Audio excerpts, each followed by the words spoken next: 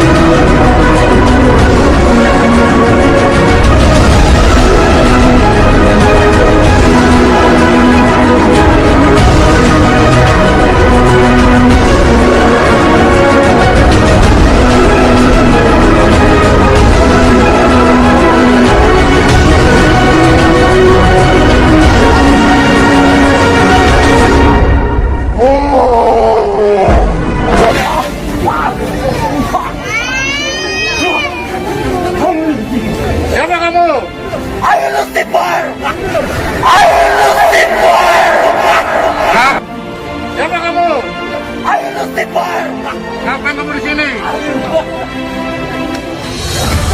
Kesakitannya itu buat sakit-sakitan yang buat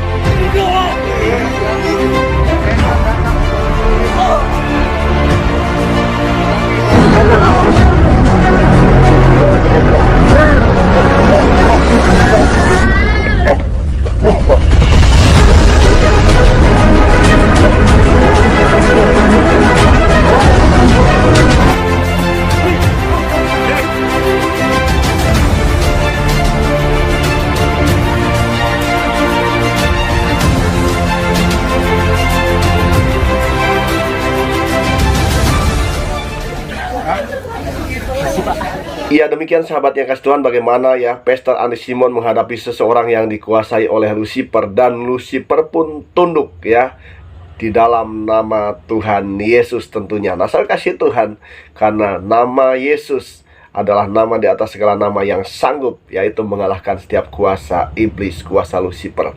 Sahabat kasih Tuhan, selanjutnya kita akan melihat yaitu pembahasan dari hambanya Evangelis Daud Tony mengenai 3 pribadi yang sanggup untuk mengalahkan Lucifer. Mari kita akan lihat ya pembahasannya. Selamat menyaksikan, Tuhan memberkati. Amin. Siapa yang bisa mengalahkan Lucifer? Karena Lucifer adalah malaikat terkuat. Hanya ada 3 yang bisa mengalahkan Lucifer.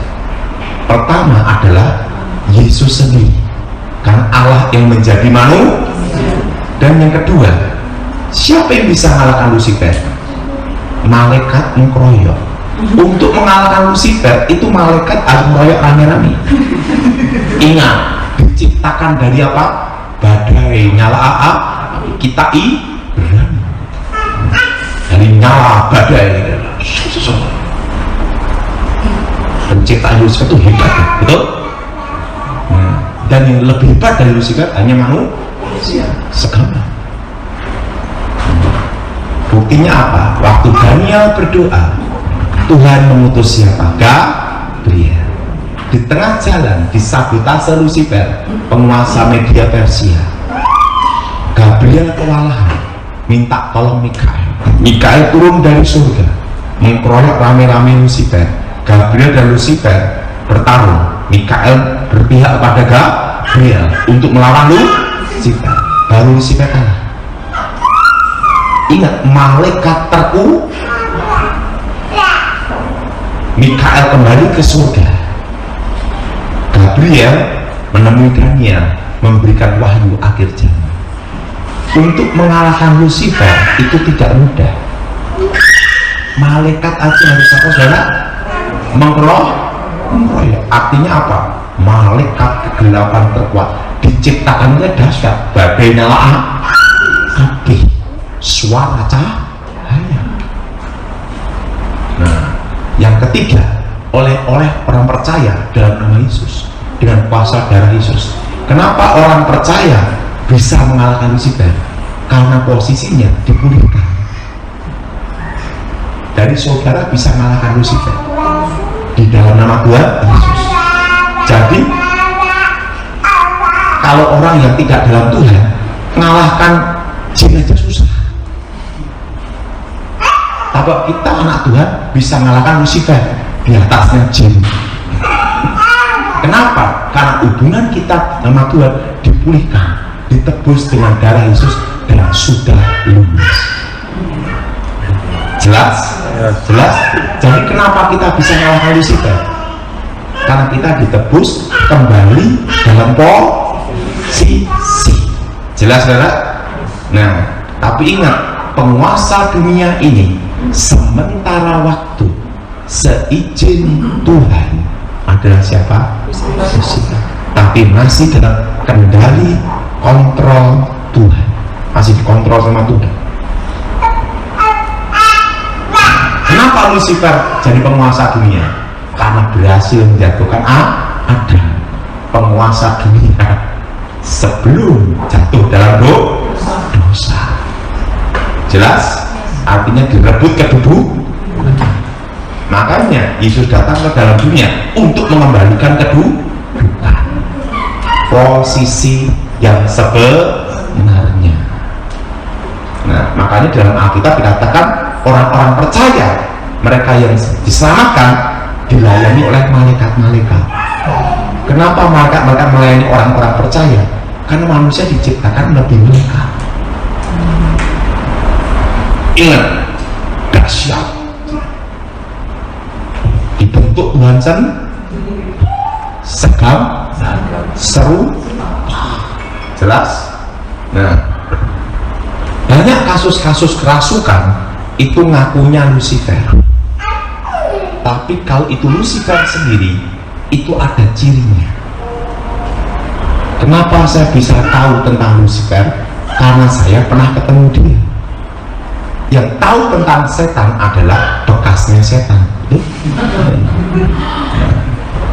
Waktu saya belum bertobat, guru saya berkata, untuk menguasai ilmu terakhir membelah dunia, kamu jaga, kamu harus ketemu satu guru namanya Pangeran, sumber dari semua ilmu gaib, mistik, okultisme. Saya tanya sama guru saya, lah bagaimana cari sang Pangeran? Kan bingung nyarinya di mana? Kamu nggak perlu nyari, kita yang akan mengundang dia untuk datang, untuk menguasai ilmu terakhir pamangkang jagat, membelah dunia. Waktu akan berhenti. Pak. Ingat, penguasa waktu di situ guru saya beritahu ada dua, terang dan gelap. Penguasa waktu terang yaitu adalah Tuhan, betul? Penguasa kegelapan waktu adalah waktu kegelap, Lucifer. Dan lawan dari Tuhan adalah iblis. Nah, waktu itu langsung baca mantra, tenaga dalam guru saya disalurkan ke tubuh saya. Tiba-tiba awan gelap langsung jadi kayak gurita bentuk gini, langsung jadi halilintar untuk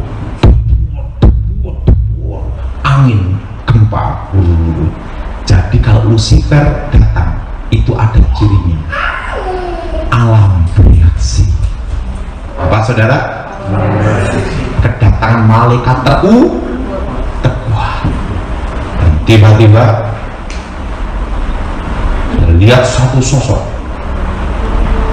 tingginya 3 meter, rambutnya silver perak, dan wajahnya tampan melebihi Elvis Presley. Anak muda, bentuk wajahnya ini tatahan es, tidak ada tubuh, tembus pandang transparan, dan matanya sinar kayak berlian, dan bumi berputar di dalam matanya. Ingat, penguasa kegelapan terkuat, bumi berputar di dalam matanya.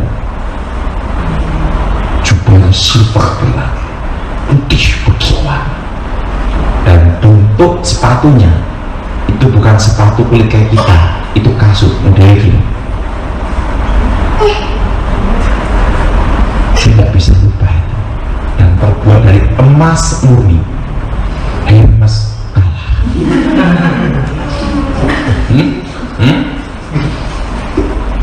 Hermes kalah. Itu emas murni, kilau. Dan disitulah saya baru mengerti komunikasi roh. Namanya komunikasi itu adalah komunikasi batin, transfer pengetahuan. 3 hari dilanjutkan jadi 7 hari 7 malam untuk mentransfer pengetahuan ke saya, yaitu asal mulanya pengetahuan kegelapan. Makanya saya tahu tentang rahasia kegelapan karena saya pernah ketemu raja kegelapan. Nah, disitulah saya baru mengerti tentang asal usul manusia. Setelah saya mengerti, oh, awalnya dari sini. Maka kenapa disebut setan tercipta dari unsur api? Di situ saya baru mengerti penciptaannya itu dari badai yang kencang, api. Malaikat Lucifer. Jelas, saudara? Jadi ingat saudara, kalau Lucifer datang sendiri, cirinya ada alam bereaksi. Kalau tidak ada reaksi alam, bukan dia. Kan alam itu akan bereaksi karena dia adalah malaikat kegelapan terkuat. Jadi ingat, ada 5 tingkatan roh. Yang pertama adalah Lucifer sendiri, akan disebut iblis atau ular naga tua, Satan, rajanya para Yang kedua adalah apa? Tingkat apa? Nah, kalau sudah baca di kitab Efesus, pemerintah itu merujuk 1, oknum, yang kedua penguasa, itu tingkat apa? Jenderal. Yang ketiga adalah penghulu, itu setingkat apa? Gubernur atau kalau untuk menguasai satu pulau. Jelas? Nah, setelah itu apa lagi saudara? Roh jahat itu yang menguasai satu planet. Nah, jin itu yang menguasai satu regu. Jadi ada hierarki yang ada tingkatannya, tidak ngawur ya.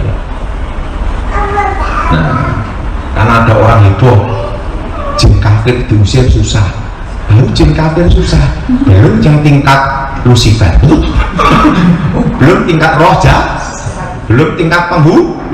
Jin itu adalah setan yang pangkat paling rendah, dan jin inilah yang sering disebut penunggu harta karun, penunggu gua keramat. Jelas? Penunggu kuburan atau juga penunggu rumah. Tapi tidak semua rumah ada jinnya, tidak. Kalau kita rumah orang Kristen ada malaikat Tuhan berkemah. Ingat, malaikat dan setan tidak bisa reuni. Jelas? Ya, puji Tuhan, sahabat kasih Tuhan, demikian ya pembahasan yang disampaikan oleh hambanya Evangelis Daud Tony mengenai pribadi Lucifer dan pribadi-pribadi yang sanggup untuk mengalahkan Lucifer. Nah, sahabat kasih Tuhan, ya, yang sanggup mengalahkan Lucifer tentunya Allah sendiri, ya, juga malaikat-malaikatnya dan juga manusia yang adalah ciptaan Tuhan yang segambar dan serupa dengan Allah. Nah, saudara kasih Tuhan, siapa itu Lucifer? Ya, Lucifer adalah sesungguhnya malaikat yang paling tinggi derajatnya di surga, ya. Karena apa? Karena Lucifer adalah malaikat penyembah, ataupun dia adalah pemimpin puji-pujian di surga.